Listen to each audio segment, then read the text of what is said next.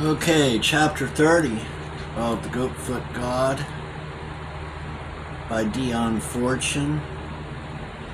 Pending the 3 intervening weeks, while the vicar would be sulkily announcing the bans of employers and employees, Hugh bid Mona collect a suitable trousseau, in which he said green should predominate as she was being dedicated to Pan. Mona agreed, while doing hasty mental arithmetic, too proud to ask for a halfpenny. But when the post came in, she waved before him a printed form in speechless indignation. £500 had been placed to her credit at her bank. "What's the meaning of this?" she demanded, as if direly insulted. "Well, dear heart, I didn't want you to take my instructions too literally and turn out in a fig leaf. Not in this uncertain weather, anyway. I want you to do the thing properly. A la Lesmans. Now come along, put your heart into it." "Indeed?" said Mona. "And what would you consider to be garments appropriate to Pan?" "Well, strictly speaking, none at all, but as it's an English spring, I wish Uncle were here to tell you what he thought of you." "I wish he were here too. He's well worth listening to when he's roused. But with regard to your outfit, Mona, well, can't you design something for yourself, same as you did for the house? You've made a champion job of the house. I feel unrepressed whenever I go into it." "And you want to feel unrepressed whenever you look at me?"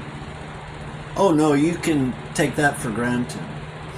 I do that in any case. What I want is for you to feel unrepressed." "I am unrepressed," snarled Mona, furious at this aspersion on her modernity. "No, you aren't, darling, or you wouldn't snarl. Unrepressed people have sweet tempers, for they are absolutely spontaneous and free from conflict. If I were absolutely spontaneous and free from conflict, you'd be lying dead at the moment." "Oh no, I shouldn't. For the moment you slogged me, I'd slog you, and then we'd both feel lovely." I don't know that I should be feeling lovely," said Mona. "If you gave me one on the jaw and put your weight behind it. It's not possible to have more than one unrepressed person in a family, so far as I can see. Everyone else has to spend their time cleaning up after him if the place is to be habitable. All the unrepressed people I have ever known to live in unfurnished bed-sitting rooms without attendants and move every quarter day. It is a curious thing," said Hugh, "that in the days when I was a decent citizen you posed as a cat on the tiles, and now that I've taken you at your word and joined you on the tiles, you bolt for the hearthrug. All right, anything for a quiet life. I'll do what you want, but I hate you giving me money. I shall be responsible for your debts and torts in 18 days' time. Surely we can anticipate the ceremony to this extent anyway. You've got a frightfully middle-class mind, Mona. All right, I'll do what you want, but I'll do it in my own way." What she proposed to do he neither knew nor inquired, but he returned one afternoon from a session with Miss Watney to find the farmhouse standing empty, and felt a sudden chill feeling of hurt. For it was the first time he had ever returned to the farm, and Mona had not been there to welcome him. He could not conceive of the farm without her. In fact, he could not conceive of life without her. Then a sound in the old part of the building caught his ear, and he went quickly towards it. At the foot of the beautiful spiral stair stood a woman of the Renaissance. He halted, completely taken aback. He adored Mona, but it had never occurred to him before to consider her beautiful. She was dressed in a full-skirted, tight, bediced robe of heavy brocade. Not the discreet brocade of the dress materials, but the heavy, handsome, gorgeous stuff of the soft furnishings. The ground color was fawn, faintly dusted with gold by an occasional gold thread in the warp, and peacocks and passion flowers interlaced all over it in a dazzle of green and blue. The neck of the right-fitting bodice was cut square and low, and behind Mona's smooth dark hair rose a high collar of gold, white linen, bought ready-made at the village shop and gilded if Hugh had known. She was astonishingly like Beatrice d'Este, but all her splendor had cost under 30 shillings. Mona was proud. She wanted to please Hugh, but she wouldn't surrender her independence. His 500 would not be touched till after the wedding. What she did, she would do with her own resources, and when those came to an end, she would stop. Hugh came towards her. "What are you doing in here?" he demanded. To cover his emotion, for the sight of her in her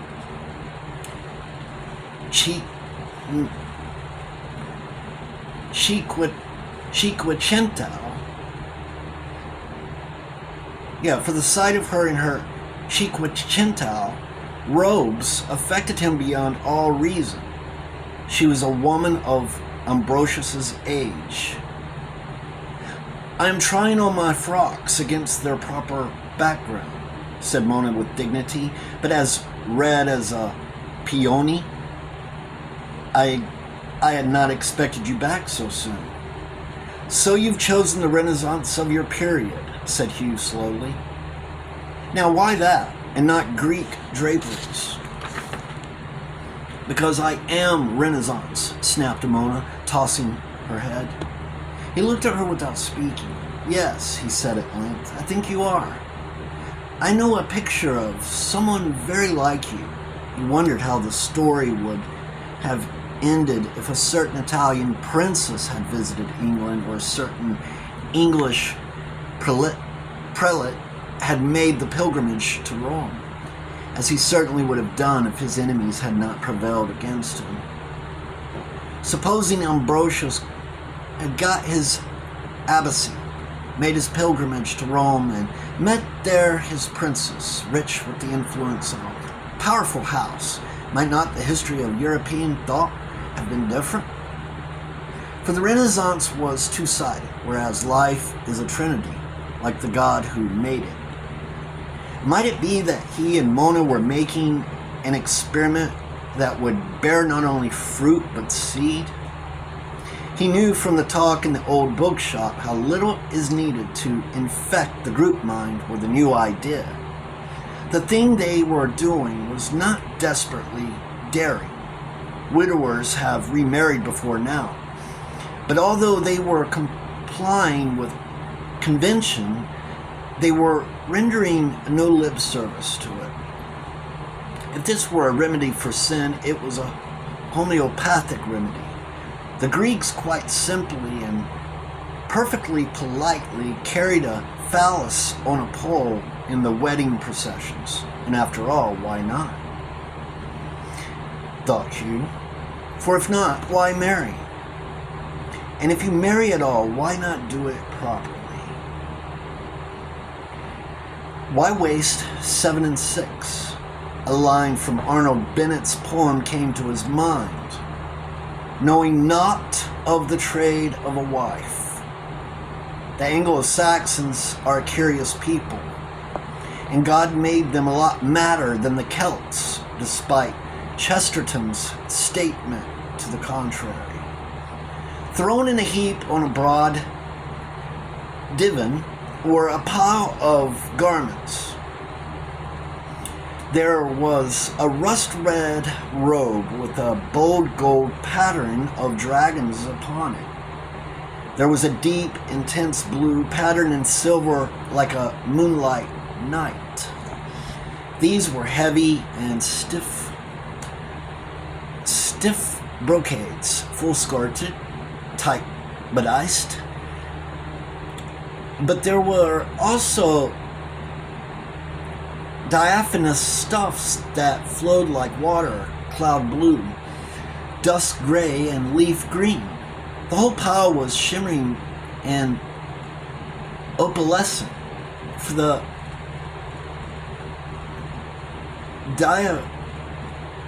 diaphanous stuffs seemed to have underdresses of silver and gold tissues.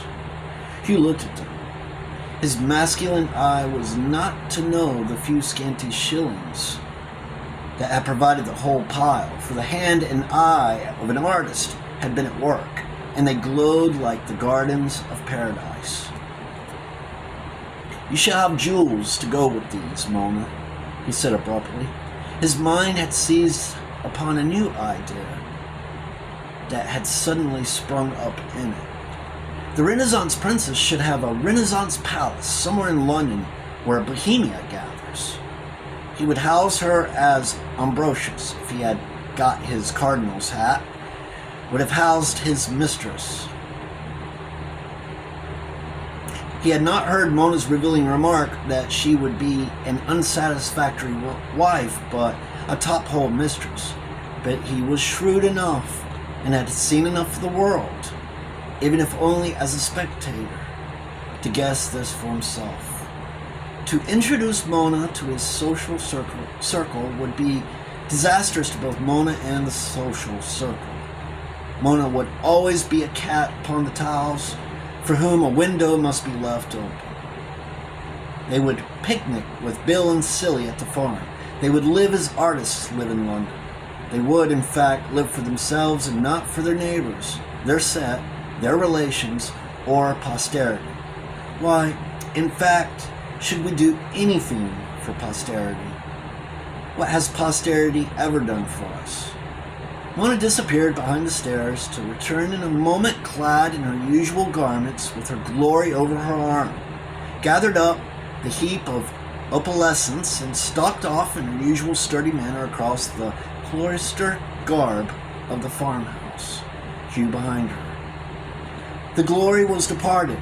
Mona was back to her normal, matter-of-fact self again, but Hugh had had a glimpse of that other self in her. The Renaissance self that lay there under awe, waiting to be called into life, and he was not likely to forget. There came a day when they all packed into the Rolls Royce and turned up at the village church to supervise the making one of Billy and Silly. Mr. and Mrs. Huggins were there. They delighted in doing anything that could possibly annoy Miss Pumphrey, who continued ineradicably haughty, however much she owed them. Moreover, they considered Hugh their private property. Mr. Pinker was not there, though he turned up at the wedding breakfast and did his share in something over, explaining apologetically that he could not afford to quarrel with Miss Pumphrey and the vicar. Even Mrs. Pascoe was there, to Silly Lizzie's horror, who was certain she had come to forbid the banns, and was with difficulty prevented from turning back and bolting forthwith. But Mrs. Pascoe had proved a ready convert when told that Miss Pumphrey was infuriated at the idea of any orphan of hers getting married, and had threatened to invoke the power of the law to prevent such an indecency. Once converted, she showed all a convert's zeal, for the time being at any rate. The vicar eyed them with a sour eye and broke the speed record for the diocese. Thereafter, there was a noble binge at the Green Man, and Mr. Huggins had to be driven home round the common in Mr. Pinker's gig because he was incapable of walking across it.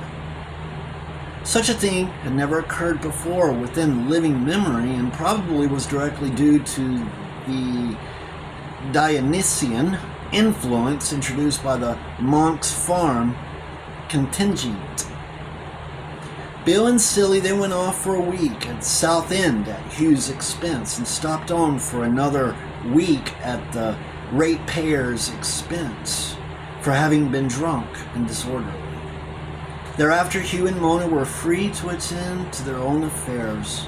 They drove up to town, collected jokes from among his books, and as Mona's flat was just over the Marylebone boundary, set off for the registry office, so symbolically situated halfway between the Lock Hospital and the police station, with the workhouse immediately behind and a pawn shop directly opposite, in which, as you ascend the handsome staircase of the building that houses it, offers you the choice of the registrar and the relieving officer. Having paid this tribute to the gods of England, they both kissed the blushing jokes and returned to Monk's Farm and the gods of Greece. That's the finish of chapter 30. And now, just for one more chapter, final chapter 31, before we close.